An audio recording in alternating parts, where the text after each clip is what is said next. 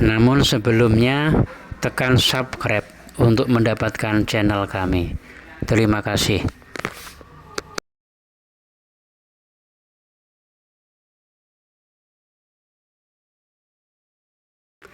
Assalamualaikum warahmatullahi wabarakatuh. Bismillah, alhamdulillah, assalatu ala rasulillah, la hawla wa la quwata illa billah, amma ba'dah. Kali ini dengan judul pahala dan siksa tentang silaturahmi. Perlu untuk diketahui bahwa memutus tali silaturahmi merupakan dosa besar dan mendapat laknat Allah. Adapun silaturahmi secara bahasa, silaturahmi berasal dari kata silah, berarti menyambung, dan rahmi berarti kasih sayang.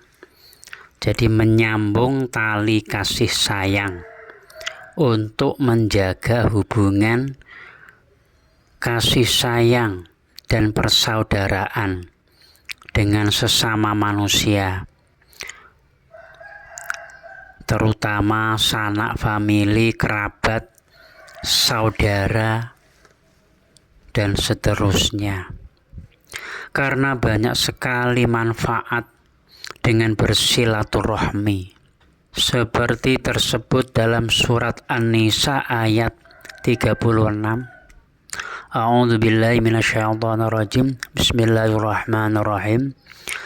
Wa'budullaha wa la tusyriku bihi syai'a wa bil walidaini ihsana wa bidil qurba wal yatama wal masakin wal jaridil qurba wal jaril junub was-sahibi bil jambi wa ibnis sabili wa ma malakat aymanukum innallaha la yuhibbu man kana muhtalan fakhura, yang artinya, dan sembahlah Allah dan jangan kamu mempersekutukannya dengan sesuatu apapun, dan berbuat baiklah kepada orang tua, karib kerabat, anak-anak yatim, orang miskin, tetangga dekat dan tetangga jauh, teman sejawat, ibnus sabil dan hamba sahaya yang kamu miliki. Sungguh Allah tidak menyukai orang yang sombong dan membanggakan diri. Jadi dalam syariat Islam sangat dianjurkan untuk bersilaturahmi, karena banyak manfaat dengan bersilaturahmi, baik di dunia, lebih-lebih di akhirat kelak. Adapun manfaat yang di dunia, diantaranya adalah yang pertama, bisa menghilangkan permusuhan dan perselisihan. Karena sebagai manusia bisa saja terjadi perselisihan, ada kesalahpahaman, baik dengan kerabat, saudara atau dengan orang lain. Dan dengan bersilaturahmi, saling tegur sapa, memperbaiki keadaan, apalagi dengan saling memberi hadiah atau sedekah, itu bisa melunakkan hati mereka yang berselisih. Oleh karenanya, tali silaturahmi sangat dianjurkan agama untuk membuat hubungan jadi lebih harmonis. Adapun manfaat yang kedua, bisa jadi pelipur lara. Kadang-kadang seorang mengalami kesusahan atau sedang mengalami kesulitan. Dengan menjalin tali silaturahmi bisa menghibur, memberi saran atau bahkan membantu, itu sangat menyenangkan hati mereka. Dan tersebut dalam hadis Nabi yang artinya, dan orang yang memberi kebaikan akan mendapat balasan yang baik pula. Akan mendapat balasan yang baik pula. tersebut dalam surat Ar-Rahman ayat 60 yang artinya tidak ada balasan kebaikan kecuali kebaikan. Dan manfaat di dunia bersilaturahmi yang ketiga bisa melapangkan rezeki, tersebut dalam hadis Nabi Shallallahu Alaihi Wasallam yang artinya barang siapa yang ingin dilapangkan rezekinya dan dipanjangkan umurnya, maka hendaklah ia menyambung tali silaturahmi. Hadis riwayat Bukhari dan Muslim. Karena banyak silaturahmi sehingga banyak berhubungan dengan orang-orang lain. Banyak berhubungan dengan orang lain sehingga mudah mendapatkan jalan-jalan rezeki yang tak terduga. Itu bisa melapangkan rezekinya. Dan manfaat yang keempat, mendapat rahmat dan perlindungan Allah, tersebut dalam hadis yang artinya hubungan kekeluargaan atau kekerabatan itu digantungkan di arasy. Ia berkata, siapa yang menyambungku, Allah akan menyambungnya. Dan siapa yang memutuskan aku, Allah pun akan memutusnya. Hadis riwayat Muslim. Jadi orang yang bersilaturahmi akan mendapat rahmat Allah. Allah akan menyambungnya, menyambung rahmatnya. Akan tetapi kalau orang memutuskan tali silaturahmi, Allah juga akan memutuskan rahmat Allah kepadanya. Manfaat yang kelima, disenangi malaikat dan dibenci iblis. Karena malaikat sangat suka kepada orang-orang yang mau damai, orang yang rukun, saling bersilaturahmi. Dan sedangkan iblis dia menyukai orang-orang yang saling bermusuhan, saling bertengkar satu sama lain. Sehingga jika orang selalu bersilaturahmi, sangat disukai malaikat dan dibenci iblis, laknatullah. Adapun manfaat silaturahmi yang di akhirat, di antaranya yang pertama adalah mendapat naungan arasy. Diriwayatkan hadis dari Anas bin Malik, Rasulullah Shallallahu Alaihi Wasallam bersabda, ada 3 orang yang mendapat naungan arasy. Jadi kelak dari kiamat ada 3 orang yang mendapat naungan di arasy pada hari kiamat. Pertama, orang yang menjaga silaturahmi. Jadi orang yang menjaga silaturahmi.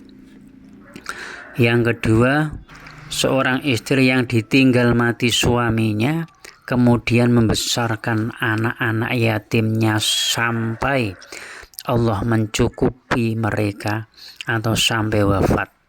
Dan orang yang membuat makan, kemudian mengajak anak yatim atau orang miskin untuk makan. Jadi ketiga orang itu mendapat perlindungan, mendapat naungan arasy.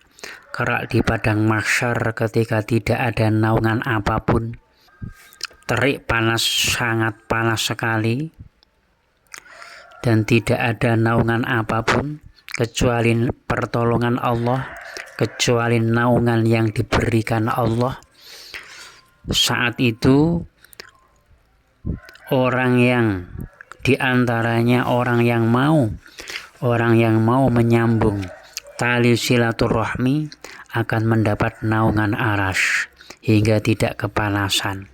Yang kedua, manfaat di akhirat orang yang mau bersilaturahmi yang kedua adalah masuk surga. Dia mendapat surga dan bisa memasukinya. Tersebut dalam hadis Nabi yang artinya, wahai manusia, tebarkanlah salam, berilah makan sambunglah tali silaturahmi, sambunglah tali persaudaraan. Sholat malam ketika manusia terlelap tidur, niscaya kalian masuk surga dengan selamat. Hadis riwayat Ibnu Majah. Jadi orang yang mau bersilaturahmi akan mendapatkan surga, dimasukkan surga Allah Subhanahu wa taala. Dan dalam hadis Rasulullah Shallallahu alaihi wasallam bersabda, aku melihat rumah mewah yang terbuat dari permata yakut dan batu zamrud di surga. Dalamnya terbayang dari luar dan luarnya terbayang dari dalam. Aku bertanya kepada Jibril, wahai Jibril, untuk siapa rumah itu? Lalu Jibril menjawab, mereka yang menjaga hubungan baik dengan kerabat. Jadi orang yang mau bersilaturahmi akan mendapatkan surga yang luar biasa indahnya.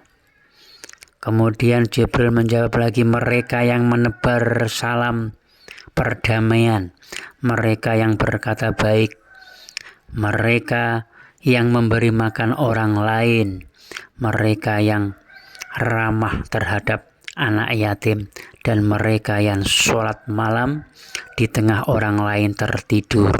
Jawab Jibril. Jadi itu pemberian Allah kepada orang yang mau menyambung tali silaturahmi akan mendapatkan surga Allah yang terbuat dari permata yakut dan batu zamrud. Adapun orang yang memutus tali silaturahmi akan mendapat murka dan azab Allah. Di antaranya adalah yang pertama, mendapat azab yang dipercepat di dunia dan akan mendapat azab di akhirat. Tersebut dalam hadis, setiap dosa akan diakhirkan atau ditunda balasannya oleh Allah hingga hari kiamat, kecuali bagho atau zalim. Yang kedua, durhaka kepada orang tua, dan orang yang memutus tali silaturahmi. Allah akan menyegerakan di dunia sebelum kematian menjemput. Hadis riwayat Al-Hakim, Az-Zikri, dan Ibnu Hibban. Juga tersebut dalam hadis, tidak ada dosa yang lebih layak dipercepat hukumannya di dunia oleh Allah pada pelakunya, di samping mendapat azab akhirat, adalah berbuat zalim dan memutuskan tali silaturahmi. Hadis riwayat Tirmidzi.